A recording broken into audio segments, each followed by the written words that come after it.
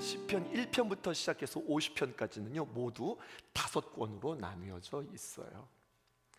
1권은요 1편부터 시작해서 41편까지, 2권은 42편에서 47편, 3권은 73편에서 89편, 4권은 90편에서 106편, 5권은 107편에서 150편까지 진행되어져 있습니다. 5권으로 나눈 그 기준이 있는데 각 권마다 주제가 있어요. 1권은요 사람에 관하여, 2권에서는 구원에 관하여, 3권에서는 성소에 관하여, 4권에서는 광야에 관하여, 그리고 5권에서는 말씀에 관한 주제들이 다루어져 있어요. 그리고 놀랍게 이것은 모세오경의 주제와도 같았습니다. 1권은요 창세기가, 2권은 출애굽기가, 3권은 레위기가, 그리고 4권은 민수기가, 그리고 5권은 신명기의 말씀과도 이 모세오경과도 연결되어져 있어요. 이 이야기를 여러분들과 함께 더 나중에 깊이 나누도록 하겠지만, 오늘 우리가 읽은 이 시편 93편은 어디에 해당되어지느냐? 시편의 5권 가운데 4권에 해당되어지는 거예요. 4권은 어떤 내용이냐면 주제가 광야라 하였어요. 관련된 성경은 민수기라 하였습니다. 여러분들과 같은 마음, 같은 뜻, 같은 비전, 함께 기도 제목을 삼으면서 특별히 시편 93편을 선택한 이유가 있어요. 시편의 이 4권은요 다시 시작하는 사람들의 노래예요. 다시 회복을 꿈꾸는 사람들의 노래예요. 회복, 재창조하시는 하나님, 특별히 유대인들이요 흩어진 상황 속에서 소망을 잃지 않고 끊임없이 불렀던 노래가 바로 시편 4편에 있는 노래였습니다. 왕이신 나의 하나님, 내가 주를 높이고, 이것이 시편 4권에 나와 있는 노래예요. 지존하신 주님 이름 앞에, 여러분 이것도요 시편 4권에 있는 노래예요. 찬양의 많은 곡들이요 시편 4권에 있는 노래, 특별히 회복을 통하여 하나님, 주님께서 우리를 이렇게 만드실 것입니다. 주님께서 우리를 이렇게 회복시키실 겁니다. 새해에 주님께서 우리에게 이렇게 채워주실 것입니다. 꿈꾸면서 우리가 읽고 노래 부르기 참 좋은 본문이 시편 4권에 해당되어지는 말씀이지요. 그 가운데 여러분들과 같은 뜻, 같은 비전을 품기 위해서 시편의 4권 가운데 93편을 골랐습니다.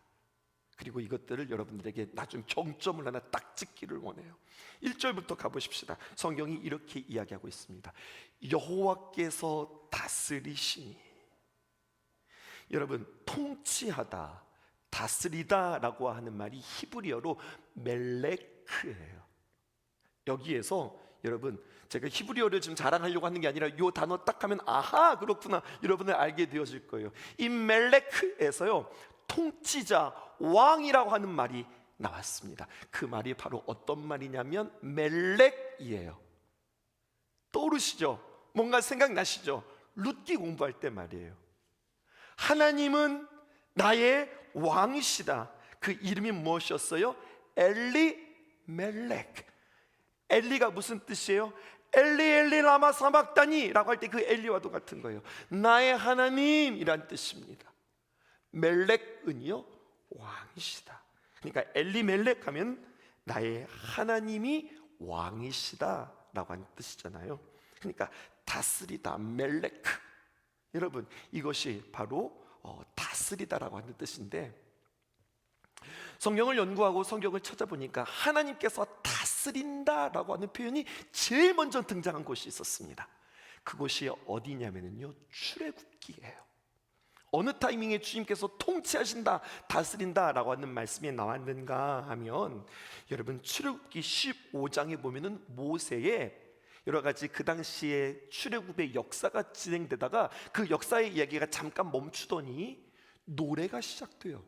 무슨 노래면 모세의 노래예요. 그게 출애굽기 15장입니다. 근데 무슨 노래를 부르느냐? 홍해를 건넌 뒤 이스라엘 백성들이 감격에 차서 그들이 막 노래하는 겁니다. 근데 이스라엘 백성들이 하나님께서 그들을 건지셨음을 찬양하고 노래하면서 하나님께서 다스리신다라고 하는 말씀이 처음 등장하는데 출애굽기 15장 18절입니다. 여호와께서 영원 무궁하도록 다스리시도다 라고 하면서 다스린다, 멜레크라고 하는 단어가 처음 등장하면서 다스리시는 하나님을 찬양해요. 오늘 수요일이니까 우리 조금 더 깊이 한번 들어가 볼게요. 홍해를 가르고 난 뒤에 그 하나님의 귀한 은혜를 경험한 뒤 이 모세가 노래하는데 하나님의 은혜를 노래한단 말이죠. 근데 홍해 사건은요, 그냥 그들이 막 쫓기다가 길이 막혀 있는 상황 가운데에서 하나님께서 그 강을 여시고 바다를 여시고 그들이 건너간 그렇게 기적의 사건으로만 우리에게 이야기하고 있지 않아요. 성경은요, 이 홍해의 사건을 우리의 신앙 가운데 굉장히 중요한 한 가지의 사건과 비유하고 있는데 그것은 바로 세례입니다. 세례란, 여러분 우리가 지난번 세례식을 통하여서도 여러분들에게 이야기했지만 세례는 나에게 있어서의 장례식이에요. 나에게 있어서의 죽음이에요. 이게 내가 죽었구나, 내가 물속에 푹 빠졌다가 죽었구나, 그냥 단순히 이런 뜻이 아니에요. 죽음이라고 하는 강을 건넜기에 이제는 우리가 또다시 그 길로 거꾸로 돌아갈 수 없다는 이야기입니다. 우리는 죽었다고 하면 내 생명이 끝났다라고 이야기하지만 하나님께서 해석하시는 죽음은 다른 의미예요. 너희들이 홍해를 건넜다, 그리고 갈라진 그 홍해가 닫혔다는 이야기예요. 닫혔으므로 이제 너희들은 더 이상 그 길을 거꾸로 넘어갈 수 없다는 겁니다. 출애굽하였으나, 이제 출애굽한 홍해를 건너간 이스라엘 백성들은 또다시 한번 입애굽할 수 없다는 이야기예요. 그 길을 하나님께서 막으셨다는 이야기입니다. 하나님께서 그 건너가는 다리를 끊으셨다는 이야기예요. 너희는 결코 사망의 자리로, 노예의 자리로, 세상의 권세가 다스리는 그 자리로 내가 너희들을 되돌리지 않을 것이다 라고 하는 하나님의 의지가 담겨져 있는 것이, 여러분, 그것이 홍해의 사건이라고 하는 거죠. 더 놀라운 사실은요, 여러분, 성경에서 상징의 언어가 있습니다. 그것은 바로 무엇이냐면 하나님께서 이 이스라엘을 구원하시고 그리고 다스리신다라고 이야기할 때 이스라엘을 애굽에서 구원하시고 다스린다라고 표현하거든요. 근데 그 애굽을 성경에서는 어떻게 표현하고 있냐면 큰 물이라고 표현하고 있어요. 이따 뒤에 나올 거예요. 근데 그 큰 물 가운데에서 이스라엘 백성들을 모세를 통하여서 그를 지도자로 삼아 이스라엘 백성들을 건너게 하잖아요. 구원하게 하잖아요. 심지어는 그 모세의 이름이 어떤 이름이냐면 건져내다라고 하는 뜻이에요. 강에서 건져내다, 구원이라고 하는 뜻이거든요. 그러한 모세가 이스라엘 백성들을 애굽에서 건져내는 이야기가 출애굽의 이야기였고, 그 출애굽 홍해 사건을 통해서 성경은 맨 처음 통치하신다, 다스리신다 라고 하는 이야기가 나오는 거예요. 그 다스리시는 하나님은 누구신가? 우리에게 세 가지로 이야기합니다. 1절 보실게요. 성경이 우리에게 이렇게 표현하고 있습니다. 시편 93편 1절을 보니까 여호와께서 다스리시니 스스로 권위를 입으셨도다. 여호와께서 능력의 옷을 입으시며 띠를 띠셨으므로 세계도 견고히 서서 흔들리지 아니하는도다. 마치 왕의 대관식처럼 우리 주님을 묘사하고 있는데요, 왕이신 주님께서 왕의 이름에 맞는 옷을 입으셨어요. 스스로 권위를 입으셨도다.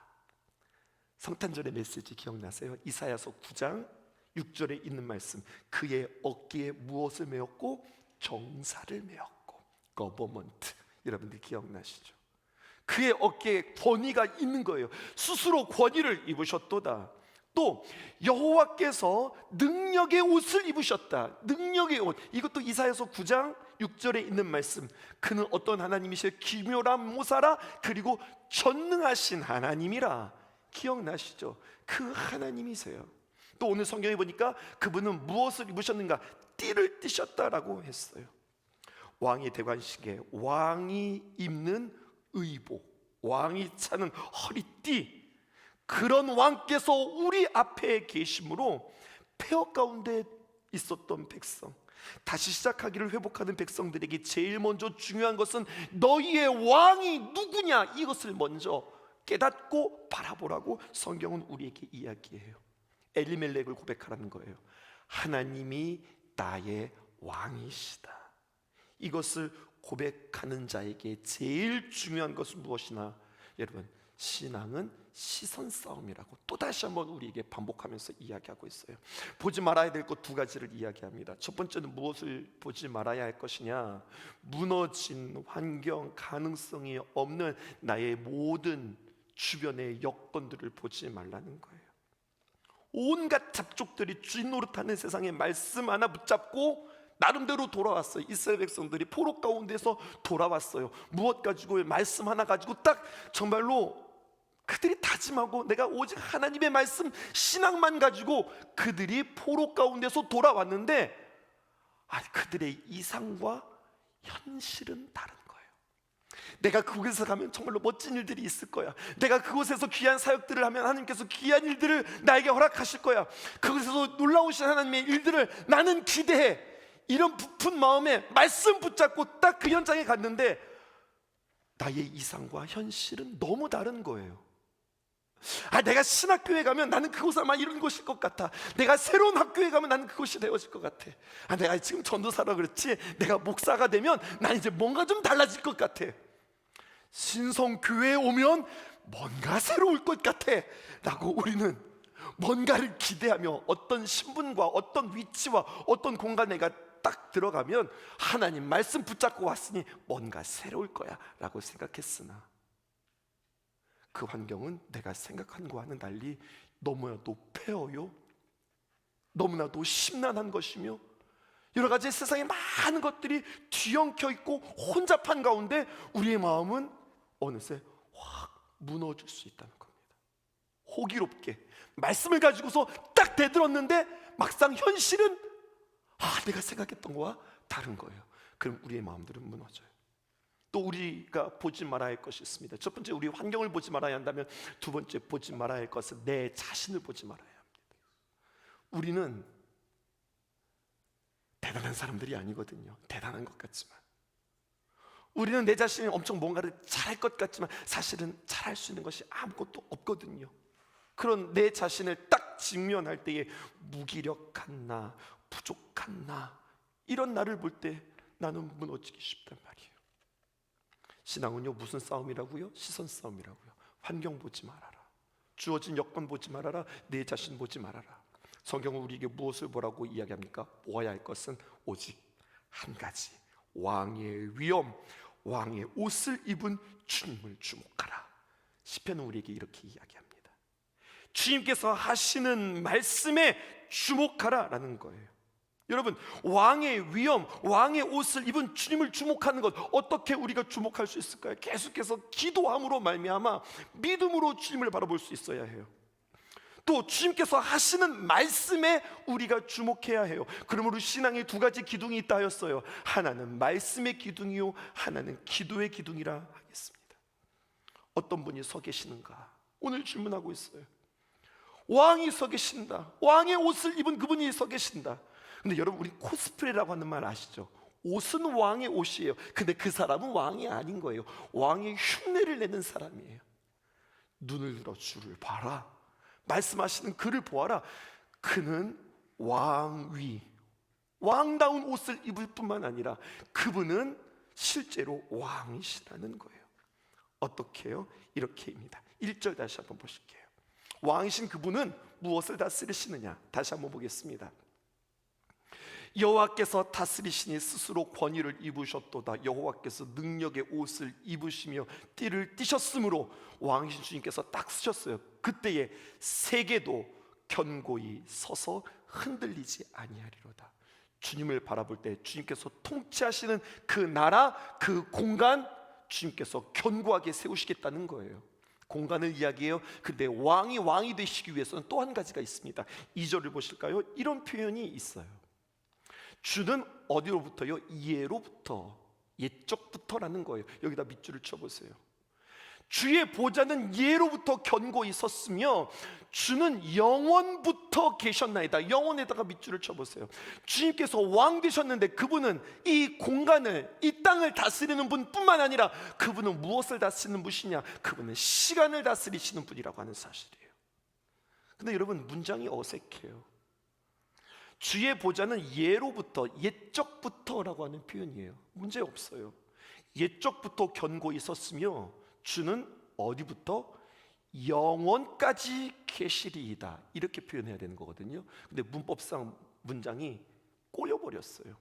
영어로 보면 from A to B, A에서부터 시작해서 B까지 이렇게 되어진다면 예로부터 견고히 섰으며 주는 영원까지 계시나이다 이렇게 표현해야 되는데 영원까지가 아니라 영원부터라고 표현하고 있어요.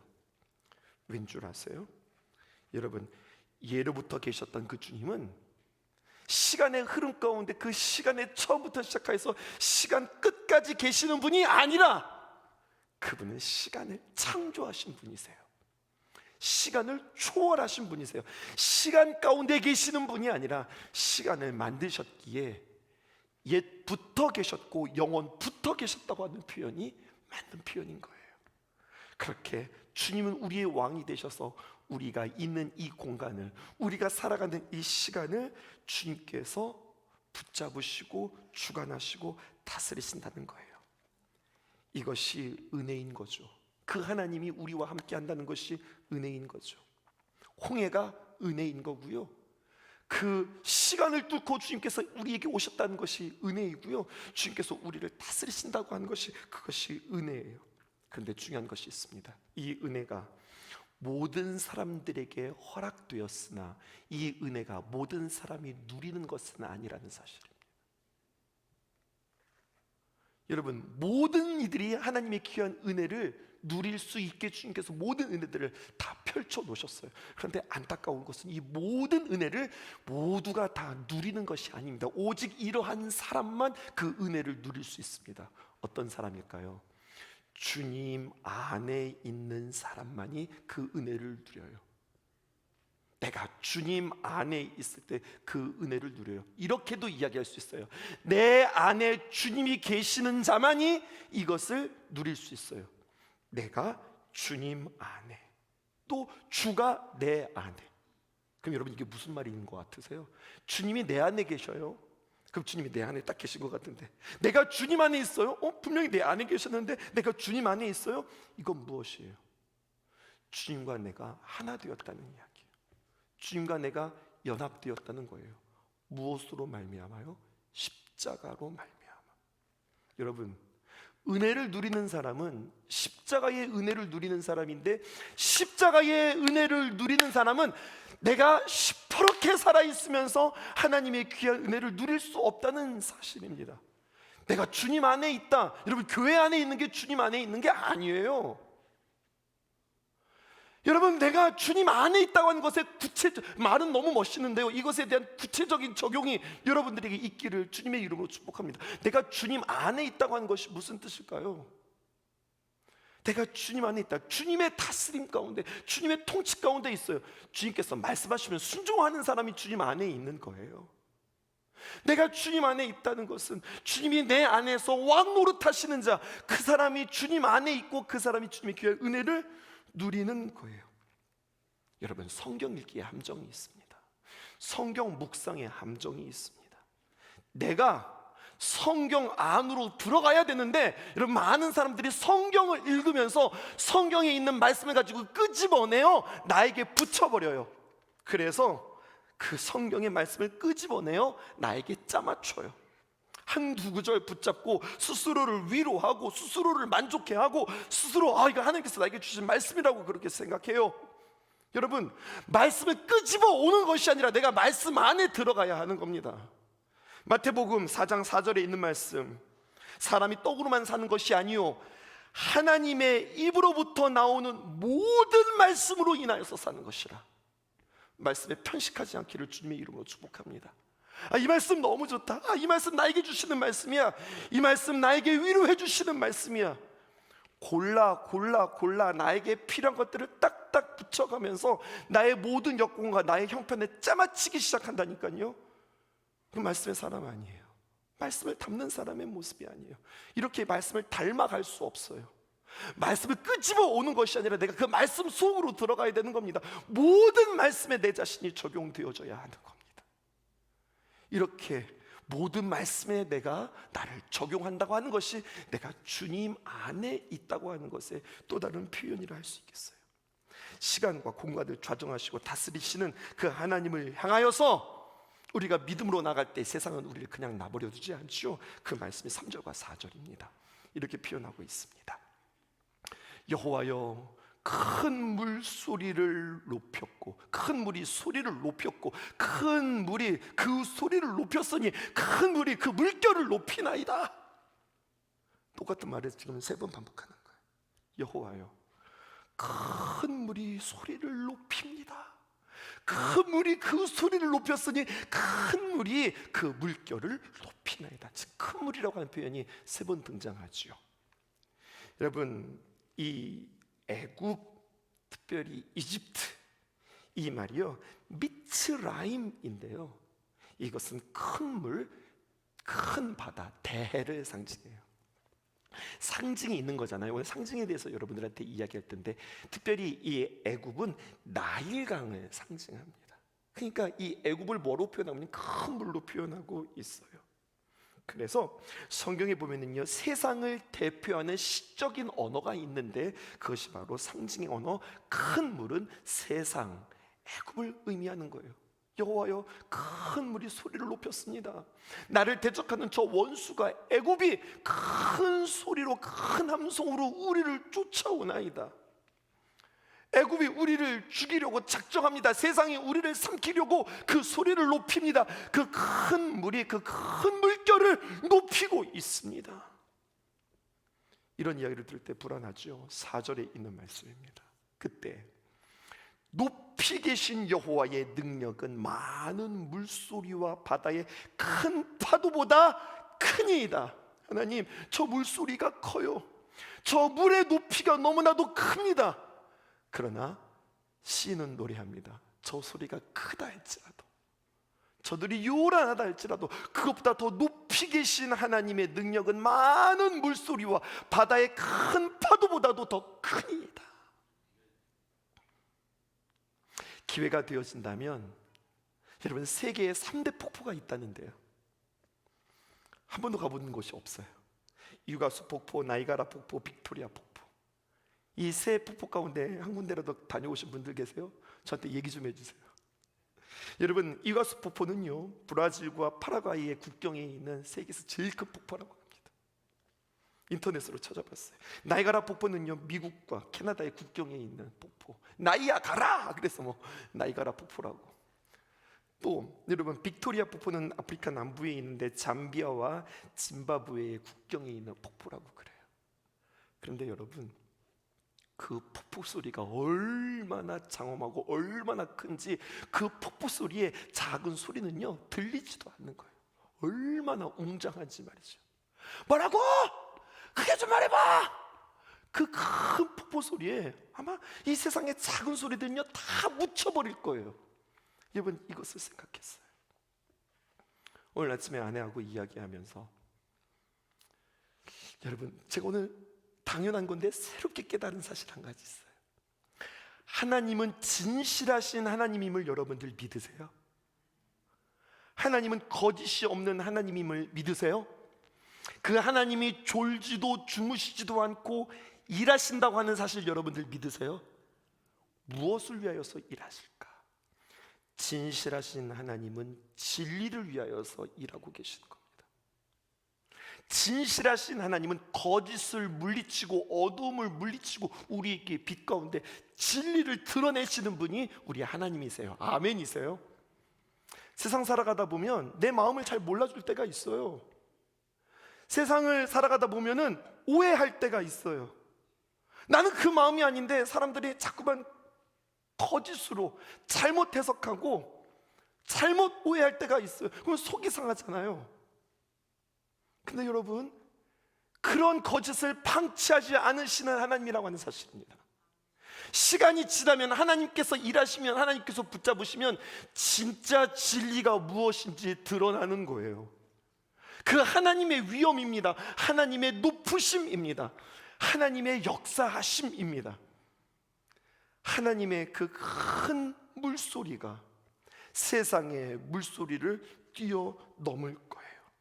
세상의 소리가 아무리 크다 하더라도, 아무리 요란하다 할지라도 하나님의 은혜의 물결은 우리를 흘러가게 할 것입니다. 아멘이세요? 사진 띄워주세요. 오늘 말씀의 결론입니다. 우리 신성교회 로고예요. 우리 신성교회 로고를 자세히 보면, 한 장 더 넘겨주실까요? 춘천 신성교회에 물결 표시가 있다고 하는 사실 여러분들 아세요? 여러분, 은혜의 물결이에요. 춘천 신성에 마침 시옷과, 물론 치읓과 시옷이 있지만 이것들을 이렇게 이어보니까 그 은혜의 물결처럼 이렇게 표시가 돼요. 신성교회 로고를 쓰면서 하나님의 그 높으신 은혜의 물결이 우리의 교회를 흘러가고 성도들의 가정과 성도들의 심령과 이 지역에 관통하고 흘러가는 귀한 역사가 우리에게 있기를 소원합니다. 로고를 보면서 목사님 로고 너무 멋있어요, 너무 세련됐어요, 그렇게만 이야기, 여기에 이런 뜻이 있구나. 여러분들 함께 바라보고 함께 생각하고 함께 품고 함께 꿈꿀 것이에요. 여러분, 우리에게 일상에 지금 우리에게 던져진 여러 가지 로고라든지 여러 가지 슬로건이라든지 여러 가지 모든 상징들을 여러분 5주에 걸쳐서 여러분들과 함께 설명할 것입니다. 이게 그런 뜻이었구나. 여기에 이런 의미를 우리가 부여하고 있구나. 세상의 많은 물소리보다, 세상의 큰 소리보다 더 높으시고 더 크신 하나님의 은혜의 귀한 물결이 2023년도 춘천 신성교회가 하나님 그 은혜의 물결을 타고 그 은혜의 물결을 광통하고 나아갈 수 있기를 주님의 이름으로 축복합니다. 말씀을 정리할까요? 우리 하나님은 어떤 하나님이십니까? 왕이신 하나님, 왕의 옷을 입으시고 왕의 허리띠를 띠시고 왕의 권위를 계신 그 하나님이 폐허 가운데, 두려움 가운데 또다시 뭔가를 시작하려고 하는 우리 앞에 떡하니 서 계시니, 신앙은 무슨 싸움이라고요? 시선 싸움이라고요. 주변 바라보지 말고, 나 바라보지 말고 누구 바라보라고요? 하나님 바라보라고요. 하나님은 어떤 하나님이시냐? 우리에게 2가지로 이야기하셨어요. 하나님은 시간을 초월하시고 시간을 다스리시는 하나님이시다. 하나님은 공간을 초월하시는 그 하나님이시다. 그 하나님께서 우리를 건지신다. 세상의 큰 물로 표현되어지는 애굽, 큰 물로 표현해지는 요란한 소리들, 큰 물로 우리를 삼키려 할지라도 그것보다 더 높으시고 그것보다 더 크신 그 하나님께서 우리 신성교회를 흘러가며 우리와 함께 머무시며, 우리가 주님 안에 있고 주님이 우리 안에 있을 때 하나님께서 우리를 지키시는 2023년도 되어질 것입니다. 우리는 기도할 것입니다. 기도의 대행진입니다. 행진은 혼자 하는 게 아니에요. 같이 하는 겁니다. 보통 하는 것이 아니라 대행진은 우리가 크게 모여서 큰 소리로 함께 걸어가는 것입니다. 오늘 여러분들과 함께 기도할 제목은, 하나님, 나보다 크신 하나님, 우리의 환경보다 더 높으신 하나님, 우리의 삶 속에서 우리를 더욱더 붙잡아 주시는 그 하나님을 기대합니다. 은혜의 물결이 우리를 더욱더 관통하게 하소서, 흘러가게 하소서 고백하는 저와 여러분들 되어지기를 주님의 이름으로 축복합니다. 세상 모든 민족이 구원을 얻기까지 쉬지 않으시는 하나님, 주의 심장 가지고 우리 이제 일어나 주 따르게 하소서. 세상 모든 육체가 주의 영광 보도록 우리 부르시는 하나님, 주의 손과 발 되어 세상을 치유하며 주 섬기게 하소서. 물이 바다 덮음같이 여호와의 영광을 인정하는 것이 온 세상 가득하리라. 물이 바다 덮음같이 물이 바다 덮음같이 물이 바다 덮음같이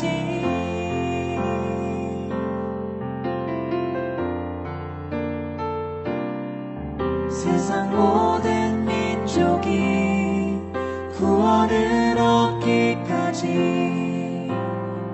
쉬지 않으시는 하나님, 주의 심장 가지고 우리 이제 일어나 주 따르게 하소서. 세상 모든 육체가 주의 영광 보도록 우릴 부르시는 하나님, 주의 손과 발 되어 세상을 치유하며 주 섬기게 하소서. 물이 바다 덮음같이 여호와의 영광을 인정하는 것이